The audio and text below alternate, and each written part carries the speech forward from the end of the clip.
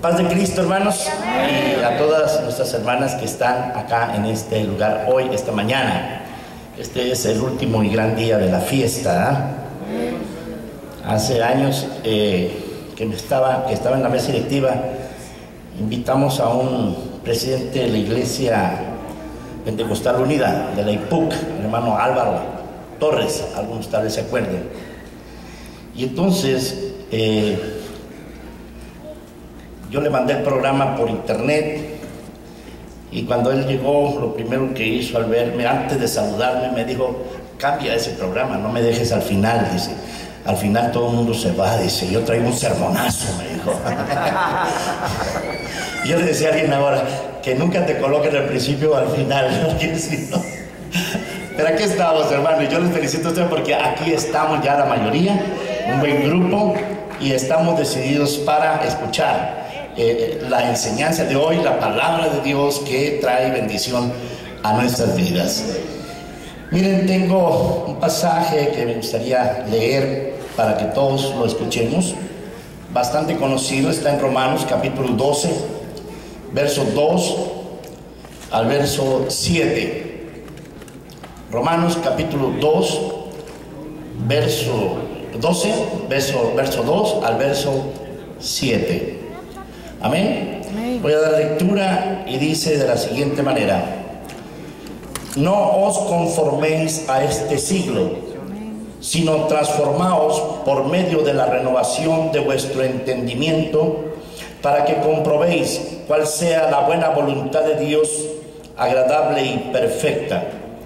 Digo pues, por la gracia que me es dada, a cada cual que está entre vosotros, que no tenga más alto concepto de sí que el que debe tener, sino que piense de sí con cordura, conforme a la medida de fe que Dios repartió a cada uno. Porque de la manera que en un cuerpo tenemos muchos miembros, pero no todos los miembros tienen la misma función, así nosotros, siendo muchos, somos un cuerpo en Cristo, y todos miembros los unos de los otros. De manera que, teniendo diferentes dones, según la gracia que nos es dada, si el de profecía, úsese conforme a la medida de la fe, o si de servicio, en servir, o el que enseña, en la enseñanza. Amén. Gloria a Dios por esta palabra, y que a través de ella algo nos quiere decir también el Espíritu del Señor. En el año de 1999 estaba yo recién llegado a la primera iglesia de Mazatlán, y cuando estaba prácticamente a unas semanas enseñando en la escuela dominical de la iglesia, de aquel entonces, la escuela dominical que teníamos, me atacó un fuerte dolor en mi riñón, o en los dos riñones.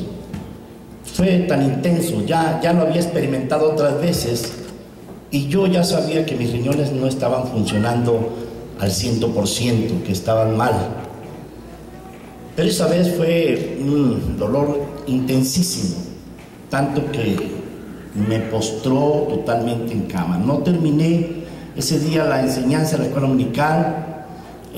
Nos fuimos, la casa pastoral estaba enfrente, está todavía enfrente del templo, en la avenida Zaragoza, y mi esposa y yo nos fuimos a casa porque yo ya no podía caminar. Prácticamente me fui tomado o agarrado del hombro de mi esposa, y me recosté.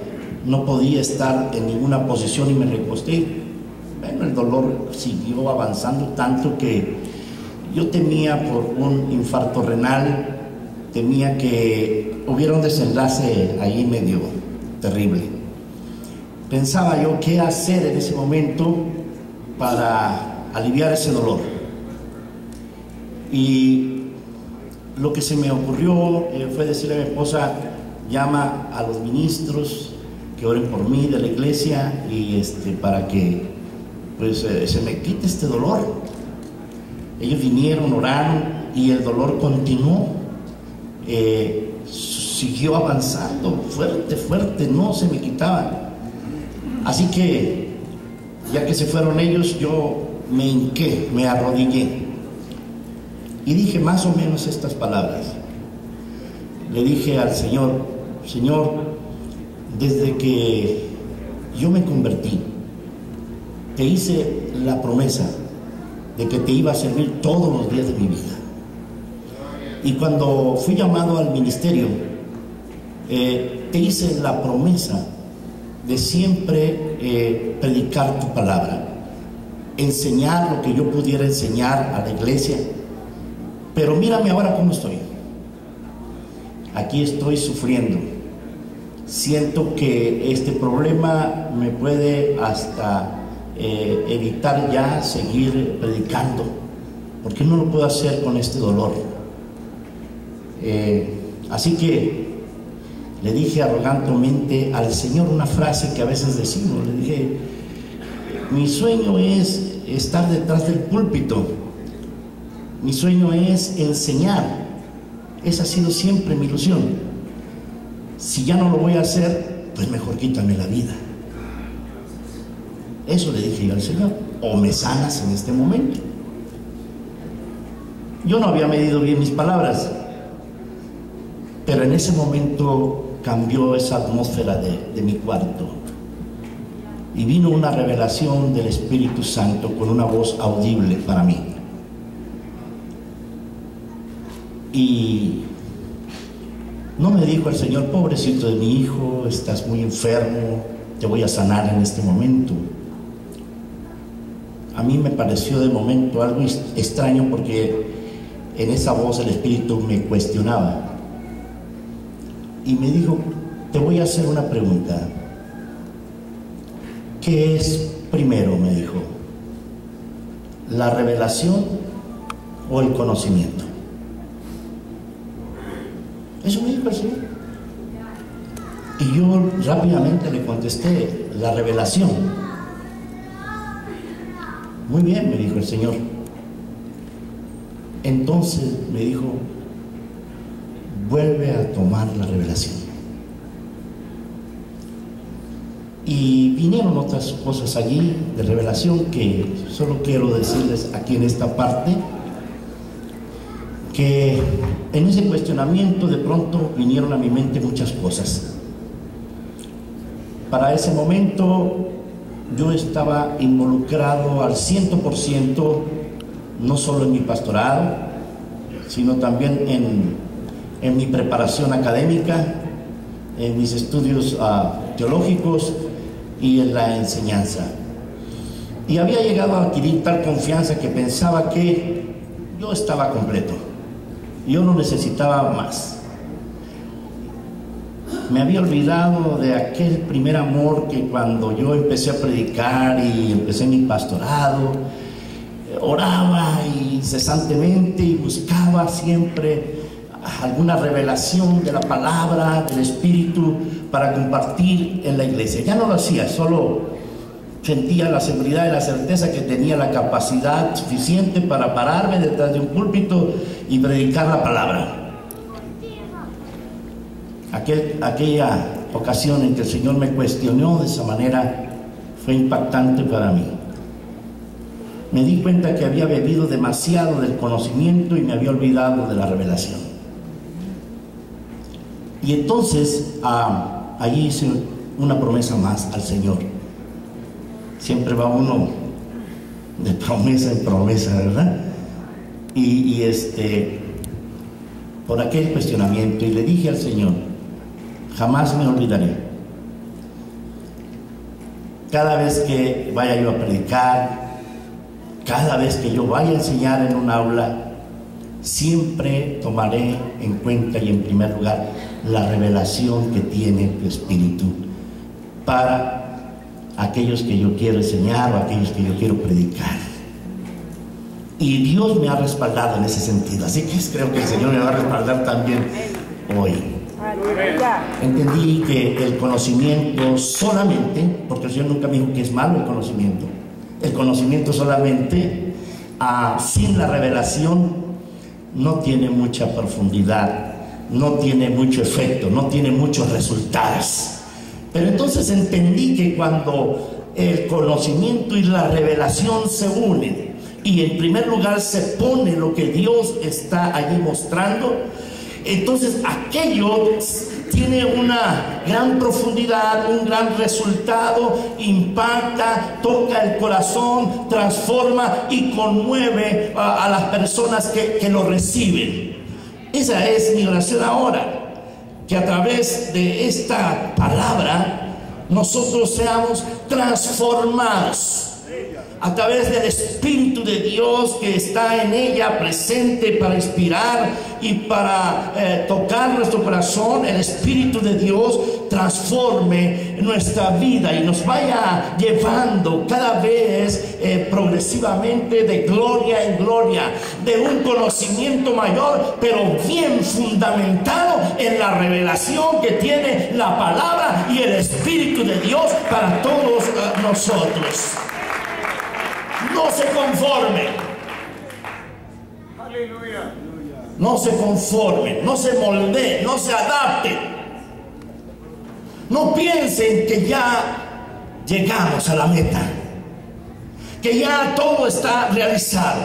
Ese es el mensaje de Pablo. No os conforméis a este mundo globalizado, donde parece que todo ya está completo. El conocimiento, la tecnología, las artes, la educación y todas estas cosas, parece ser que ya estamos asistiendo al final de la historia, o al menos eso dicen algunos filósofos o algunos escritores contemporáneos. Pero esta palabra sigue teniendo mucha vigencia para todos nosotros.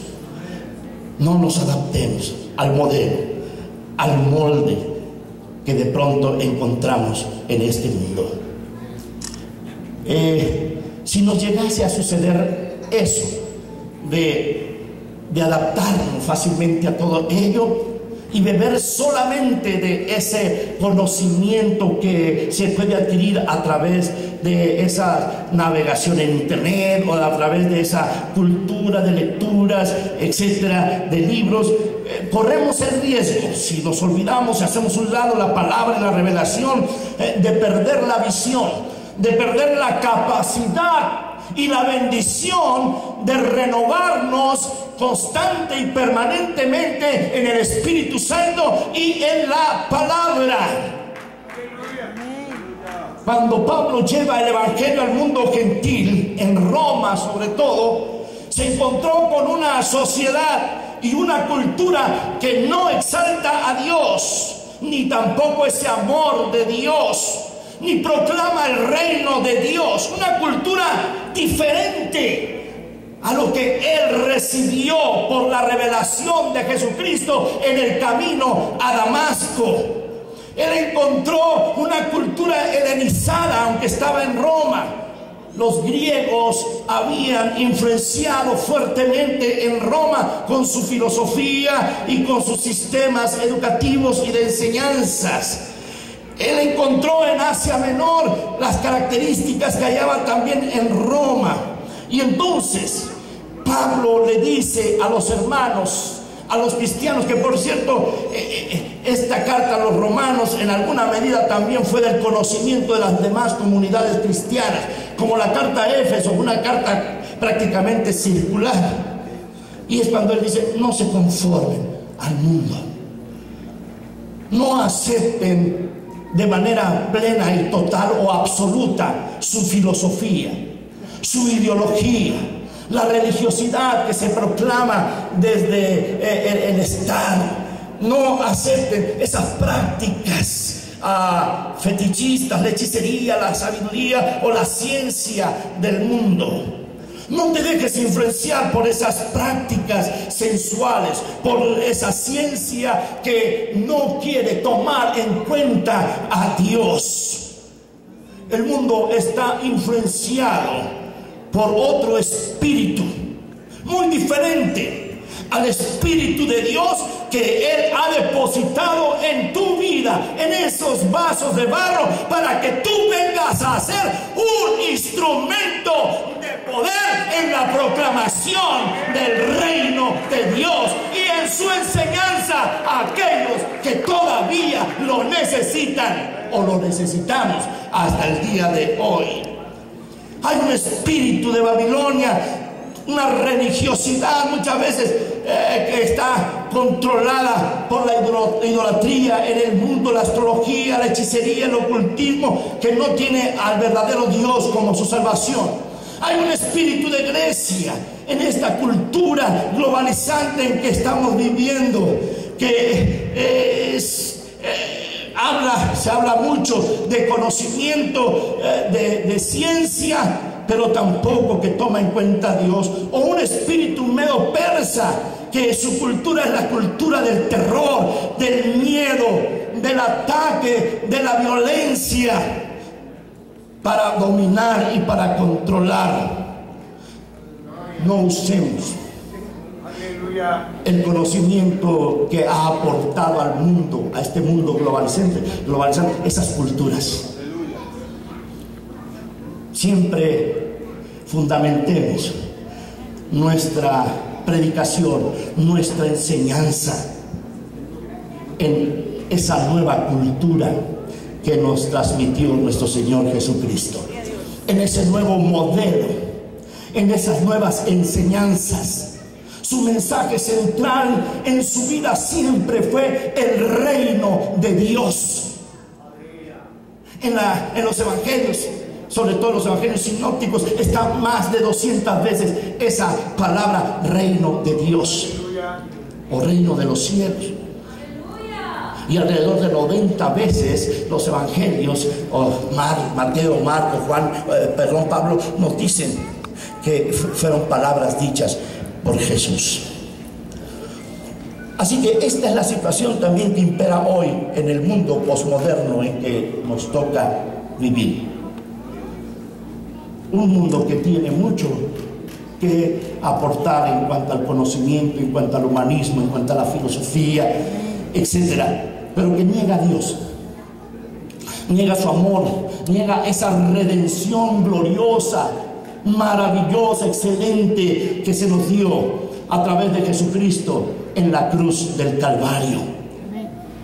No acepta esa revelación de la palabra de Dios por decirnos o querernos convencer de que es anacrónica, que es obsoleta, que no es contemporánea, que no es útil para la enseñanza, y mucho menos esa revelación fresca, poderosa del Espíritu Santo, que nos trae dones, ministerios, operaciones, y que nos hace fructificar de acuerdo al propósito de Dios y a ser perfeccionados en el carácter de Cristo, que es el Señor de la iglesia, la cabeza de este cuerpo, que es también su iglesia. El mundo ha creado sus propios sistemas y estructuras para su permanencia, para la multiplicación de sus sistemas, de su religiosidad, de su política, de su economía. Se han creado las diferentes tecnologías, avances asombrosos para mostrar el conocimiento, los nuevos conocimientos y enseñanzas que se deben de emplear. Pero el mundo no toma en cuenta a Dios. Tiene sus propias potestades, tiene sus propios ejércitos, instituciones y estructuras para ejercer esas autoridades y ese poder. Tiene sus propios principados. Nosotros no tenemos a todos esos principados, solamente tenemos un Dios, un espíritu, una fe, un bautismo, un Señor, un Dios y Padre de todos, que que nos muestra el camino, la verdad y la vida, que nos revela aún en las circunstancias más difíciles, cuando clamamos a Él con toda la fe y la dependencia que puede haber en el hombre, para encontrar en Él siempre la nueva verdad, el conocimiento. No nueva verdad en el sentido que no está establecida, sino el conocimiento que nos hace renovarnos y crecer y multiplicarnos en Él. El mundo está viviendo todo eso hoy. Sobre todo vivimos una etapa de una posmodernidad, donde todo se ha vuelto relativo, donde se han derrumbado los sistemas y las estructuras, donde casi ya no se cree nada. Pero la palabra de Dios sigue firme, sigue vigente. Por eso yo, como Pablo, quiero invitarlos a tomar en cuenta lo que nos está diciendo aquí. No se conformen.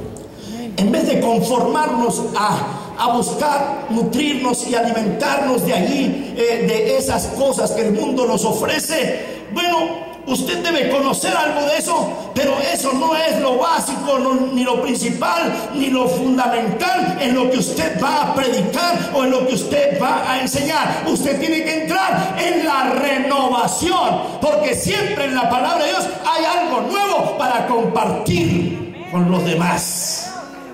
La palabra renovación se puede comprender como el restablecimiento o reanudación de una cosa que se había interrumpido. Sí, muchos de ustedes conocen esa anécdota del águila. Se dice que el águila, que es una de las aves más majestuosas, más bellas, personalmente me gusta coleccionar aguilitas, ¿verdad? Me atrae mucho cuando veo a esos dibujos. En Mazatlán hacen un arte de madera muy bonito, de palo fierro, y allí hay aguilitas, y siempre me enamoro cuando las veo, y algunas veces las pongo en mi escritorio, las llevo y las pongo en mi escritorio. Pero el águila, entre otras características que tiene, vuela muy alto, tiene una visión tremenda, puede ver el sol de frente, tiene una velocidad enorme para descender desde las alturas para buscar la presa, y tiene una fuerza grande en su pico para devorarlas. Sin embargo, el águila, cuando llega a la mediana edad, ellos se supone que tienen una vida promedio de 70 años, a los 40 años le ha crecido el plumaje, el callo de su pico se ha engrosado, las garras empiezan a crecer tanto que no tienen toda la capacidad y la fuerza para atrapar a la presa. Y es el águila que, no sé si por instinto o hay algo que Dios puso en su pequeña mente, busca renovarse. Sabe que no va a poder ya alimentarse y puede morir. Sabe que ya no puede volar hasta las alturas. Sabe que ya no puede atrapar la presa como lo hacía antes.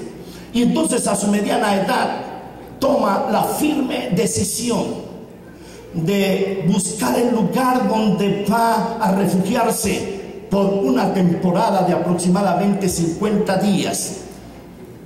Va a estar allí, pues va a ser, puede ser presa fácil de otros animales, y te busca la manera de estar allí en su refugio, porque va a quitarse esas alas, ese plumaje que está tan pesado. Y una vez que lo encuentra, empieza su proceso de renovación. Se arranca las alas, las plumas, se arranca las pezuñas, las garras, y luego, por último, su pico lo golpea con la roca donde está allí presente, hasta que sangra, para que ese pico, esa raíz muera y surja un nuevo callo en su pico. Queda allí a expensas de los demás animales depredadores. Pero si no lo hace, de todas maneras va a morir. Así que durante esos 50 días prácticamente el águila no se alimenta.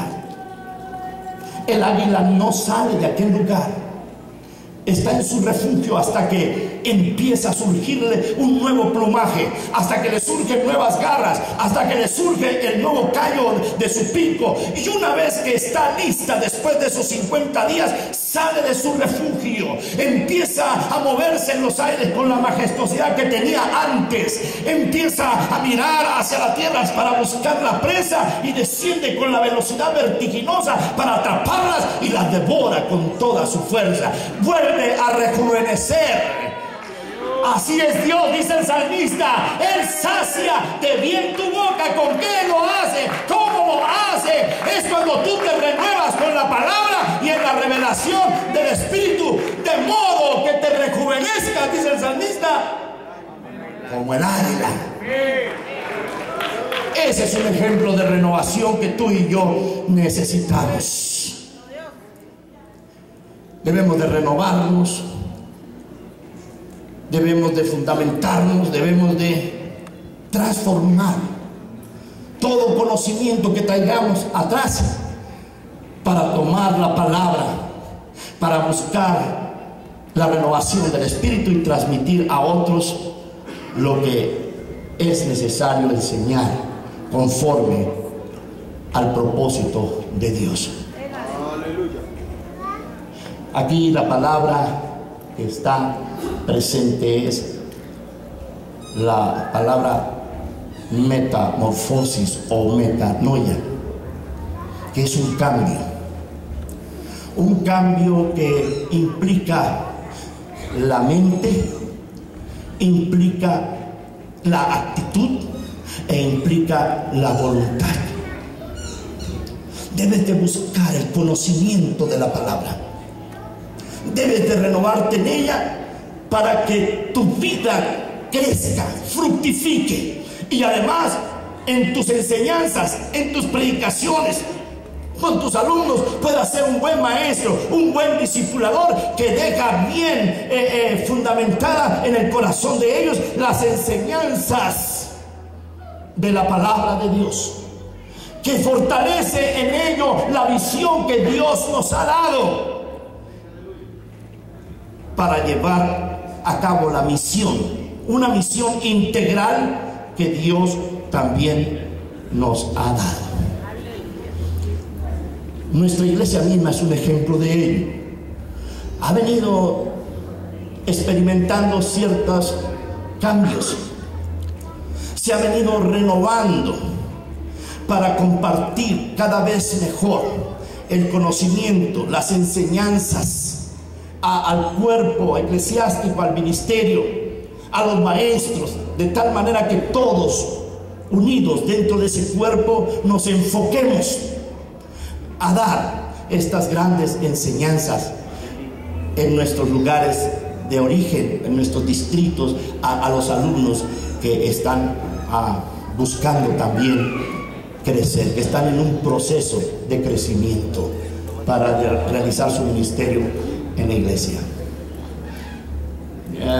Recuerdo cuando yo principié mi ministerio, cuando yo lo hice, una vez que empecé a tomar el púlpito y a predicar, me di cuenta que me faltaban muchas cosas, que me faltaba mucho conocimiento. Y entonces,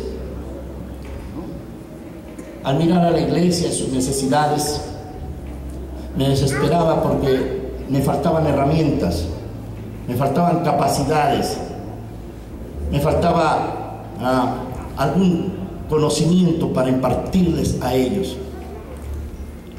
Y entonces opté por estudiar. Apenas tenía yo mi primer año de pastor en la ciudad de Cuernavaca, Morelos, allá por el 80. Y me fui a estudiar porque necesitaba tener un mayor conocimiento de Dios.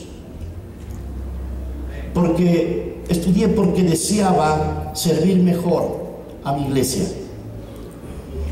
Estudié porque quería tener herramientas mucho más básicas, fundamentales para la predicación. Y haberme ido a estudiar fue muy bueno para mí. Tuve otros tipos de experiencias que no había tenido. Estudié en un seminario presbiteriano, en la Ciudad de México. Ahí hice mi bachillerato en teología. Habíamos, recuerdo, como 5 estudiantes apostólicos. Nos tomamos la iniciativa y aceptamos lo que vinieran por habernos salido de la iglesia a estudiar en aquel entonces estaba totalmente prohibido. Casi fuimos de los primeros que lo hicimos, entre otros. Pero tuvimos ciertas experiencias, el rechazo de aquella gente porque éramos pentecostales, éramos los irracionales, éramos los analfabetos teológicamente. Nos veían orar y se reían de nosotros, nos oían cantar y se reían, se burlaban. Pero cuando estuvimos en el 3er año, algunos de aquellos presbiterianos acudían a nuestra habitación donde estábamos hospedados, ahí en el seminario. Estaba el hermano Ismael Martín del Campo y yo en esas habitaciones, y llegaban a pedirnos que oráramos por ellos para que recibieran el Espíritu Santo también ellos, para que ellos también tuvieran esa experiencia. Y nosotros con alegría lo hacíamos y les enseñábamos lo poco que sabíamos acerca de los dones, acerca del ministerio que provee el Espíritu Santo. Pero eso nos costó que fuésemos expulsados. Una vez que logramos el bachillerato, el rector dijo: ya no los quiero aquí, ya no pueden continuar aquí estudiando. Y nos fuimos a la comunidad teológica, ¿verdad? Y allí logramos otro nivel. Y en la comunidad nos contactamos con el Sevilla y nos fuimos al Sevilla. Y luego nuestra iglesia empezó a llamarle la atención lo que nosotros estábamos haciendo y nos invitó a elaborar un proyecto educativo para la iglesia apostólica. Lo hicimos, consultamos todos los seminarios habidos y por haber en la Ciudad de México, nazarenos, presbiterianos, metodistas y todistas. Todo lo consultamos. Y no nos gustó su proyecto educativo, porque ellos tenían un proyecto educativo donde tenían al estudiante allí los 9 meses estudiando, y nosotros dijimos en aquel entonces: si nosotros hacemos esto, vamos a matar el espíritu. No va a haber esa frescura de la visión y de la revelación que se necesita en nuestros alumnos. Nosotros necesitamos otro programa diferente, más intensivo, más pastoral, que se enfocara más a la formación pentecostal de nuestra gente. Y entonces pensamos que nuestro enfoque de seminario sería formar pentecostales ilustrados, que fueran punta de lanza para nuestra iglesia y que también ellos mismos tuvieran un asomo hacia el mundo teológico y pudieran hacer sus aportes en esa revelación de la palabra del Espíritu, y hacer sus aportes también para la iglesia, para producir en nuestra iglesia un cambio. Aleluya. Y lo hicimos. En algunos comentarios que le he hecho a Bernardo, le dije: lo hicimos. Tal vez en ese momento no dimensionábamos bien el precio que había que pagar, pero lo hicimos. El precio fue grande, pero nos satisfizo mucho. Nos gozamos mucho ver generaciones que salían, que se graduaban y servían en nuestra iglesia, y con ellos elaboramos equipos para servir en los distritos. Descentralizamos el CCM, la educación, porque no es privilegio solamente de unos cuantos. Y aunque trajimos al principio mucha gente del medio teológico internacional que nos dio crédito y prestigio hacia afuera, nosotros, nuestra mente y nuestro objetivo era nuestro rancho apostólico, generar esa pentecostalidad. En el camino tuvimos muchos de nosotros ofertas, pero nuestra visión estaba aquí y sentíamos que era ese nuestro llamado. Y es un gozo y una alegría tan grande ver ahora a muchos compañeros, a muchos amigos que nos apoyaron, que asistieron a aquel seminario, que le creyeron a Dios y creyeron en nosotros y se preocuparon por también llevar la visión al lugar donde ellos tenían que regresar y trabajar en el ministerio de la enseñanza. Hoy, gracias a Dios, a través de un proceso continuo de renovación y de transformación que vive nuestra iglesia, hemos crecido para la honra y gloria de Dios. ya no somos aquellos irracionales, ya no somos los analfabetos teológicamente. Tenemos un programa excelente, cada vez mucho mejor, porque la iglesia se renueva en la revelación de la palabra del Espíritu y en ese conocimiento que se logra adquirir. En aquella ocasión tuvimos seminario por extensión, en aula, y logramos que Alemania nos apoyara con un buen recurso para crear la pastoral femenina. Fue maravilloso. Pero hoy yo contemplo con alegría y con gozo lo que hemos logrado, lo que hemos alcanzado, la visión que ahora se nos está transmitiendo, para que desde la edad más pequeña hasta el adulto más grande pueda tener su espacio, su oportunidad, no solo en la educación, sino también en un ministerio, sea hombre o sea mujer, sea rico o sea pobre, sea niño o sea adulto, todos unidos para trabajar con una misma visión y engrandecer así el reino de Dios, no solo entre nosotros, sino también en esta ciudad, en las aldeas o en los pueblos, en las etnias, y si Dios nos lo permite, en toda la tierra, en el nombre de Jesucristo. Hoy tenemos Haití, hoy tenemos la EBDB, hoy tenemos ministerios. Se pueden incluir hombres y mujeres. Hoy se puede asistir al CREA, no solo para los que aspiran a un ministerio ordenado, sino para aquellos que quieren servir localmente con todas sus fuerzas, con todo su corazón a la obra de Dios y en la extensión del reino de Dios.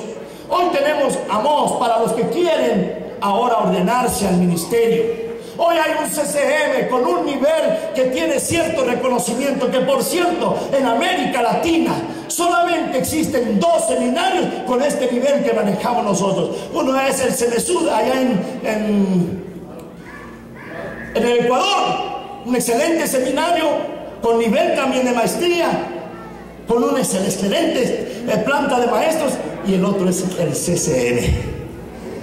Interesante. La honra y la gloria sea dada a Dios. Pero eso no debe de llevarnos a la conformidad, sino ahora con un sentido de mayor de compromiso y en la búsqueda de una mejor calidad y en la manera de servir mejor cada día al Señor, buscar siempre la renovación.